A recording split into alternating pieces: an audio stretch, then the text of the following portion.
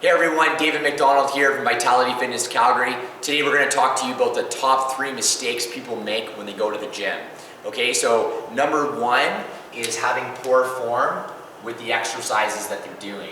So one of the reasons form and technique is so important with any kind of exercise that you're doing, whether you're lifting weights, you're doing ab work, you're doing cardio even, you've got to have proper technique and form to get the most out of those exercises and to get the best bang for your buck in your workout.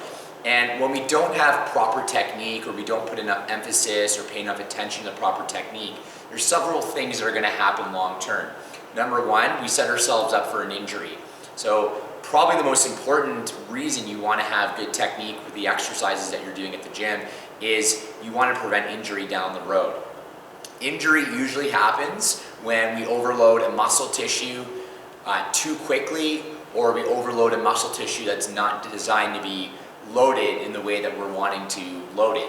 Okay? The other reason why injuries can happen is we compensate, okay, which kind of goes back into that loading aspect where you're overloading a muscle that's not meant to be overloaded to that degree. So when you're working out with proper technique, you're ensuring that you're utilizing the proper muscles for that particular exercise. Okay, so I'll give you guys an example. One of the exercises that people will typically do incorrectly are squats. And the more common mistake that we see with squats is breaking at the knees and leading with the knees when they squat as opposed to leading with the hips. So when they start the movement, they really go into the knees like this rather than actually sitting back and dropping down with the hips. Okay, the reason why this is detrimental is we're transferring the stress into the knees. Okay, we're also transferring the stress onto the quads, which is not a big deal as long as you're utilizing the glutes and the hamstrings as well. Okay, so we're overloading the quads and we're starting to load up the knee joint. Okay, what we want is we want to be loading up the hips, the glutes, hamstrings, as well as working the quads and not directly putting stress on the knee joint. So one example there, if you're squatting and you're breaking and leading with the knees, over time that is going to lead to an injury down the road. Whether you have a partially torn knee ligament, you tear a quad, you overload the quads too much, you overload the knee joint too much, it's probably going to lead to an injury down the road. Another example is push-ups. Very common thing that we see with push-ups when we're working with our clients, they tend to shrug and they tend to really point those elbows out and load up that shoulder joint. Okay, overloading the shoulders, not something we want to do in a push-up. When we're in a push-up, we want to make sure we're loading up the chest, core, a little bit in the shoulders, a little bit in the triceps, and that does require emphasis on technique and really paying attention to the form throughout the exercise. Okay, so proper technique is very important for injury prevention, and it's also important for actually getting the most out of your workout. So if you're wanting to shape and tone and define your muscles more, then you actually have to stimulate the muscle fiber that you're working in the workout. Okay, so if you're doing a squat or a push-up and you're not stimulating the muscles that you want to work, you're not going to get benefit from a toning, a strengthening, a definition perspective. Okay, so that's another reason why proper form is very important. So poor form is first mistake that is going to happen when people go to the gym. Second thing we see is too much of one thing. So what we mean by that is not having a workout that's balanced. Not having a workout where you're balancing out strength training, you're incorporating some cardiovascular activity, you're putting a lot of emphasis on core work. And most people, when they go to the gym, they tend to pick one type of activity or one type of training style, and they tend to stick with that. Now, not to be stereotyping or judging, but men are very guilty at neglecting their cardiovascular fitness and also neglecting their core fitness, core strength, and they typically will head to the weight area and put a lot of emphasis on the weights. It's not to say that's a bad thing, but you are missing out on other aspects of training that can benefit you. Women are typically more apt to going on a cardio machine, doing core work, doing crunches, doing planking, and neglecting the weight training aspect of their workout. So you want to be incorporating all of these elements into your training. Now they're going to vary depending on your goals, okay? But for most people, they're going to benefit by prioritizing weight training and core work. and making cardio a secondary priority. Believe it or not, if you're wanting to lose weight, you're wanting to lose inches, then making weight training, core work, and nutrition a priority, okay, above cardio is going to be the best thing for you. So doing too much of one thing, okay, can really limit the results that you see, and it can really limit the gains that you make from your workouts. Because at the end of the day, most of us are going to the gym, we're working out because we want to gain something. Maybe we want to gain health, we want to gain strength, fitness, energy, we want to lose weight, we want to lose inches.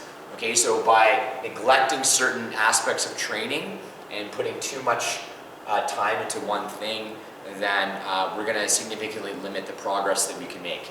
Third thing is no intensity.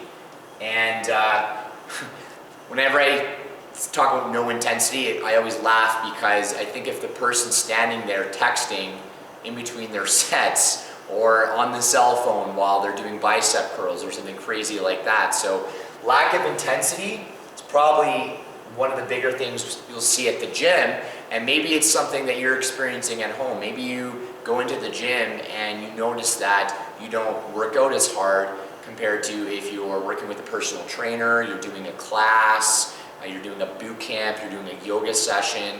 But lack of intensity is another mistake that a lot of gym goers make. And intensity is one of the most important things to have inside of your workout. Okay, especially again, if fat loss is a goal, weight loss is a goal, losing inches, gaining fitness, gaining strength, you gotta push yourself outside of your comfort zone if you wanna see changes. And that means taking limited rest breaks, taking the appropriate amount of rest in between your sets depending on what your goals are. Okay, that doesn't mean standing on the gym floor with a cell phone, texting or taking a phone call and being on the phone for 5 minutes in between sets. Okay, it's way too much rest, and that's significantly decreasing the intensity of your workout. So you gotta have intensity if you wanna start to see changes. You gotta push yourself out of your comfort zone on a regular basis. Okay, so that's another mistake that we see. Now, you're probably wondering at home, well, what can I do to troubleshoot some of these? Poor form, a couple things I'd recommend. Hire a personal trainer, maybe join a group class, join a boot camp, maybe work out with a friend who's got a little bit more knowledge on health and fitness. If you have a friend who knows a lot about exercise, health and fitness, maybe that could be of assistance to you. But the number one thing I would recommend, hiring a trainer, joining a group environment, joining an environment where you're gonna get coaching and instruction, and you're gonna get more out of your workout when you have proper form and technique. Okay, number two, too much of one thing. Start balancing your workout when you go to the gym. So incorporate weight training, incorporate core work, okay, incorporate cardio.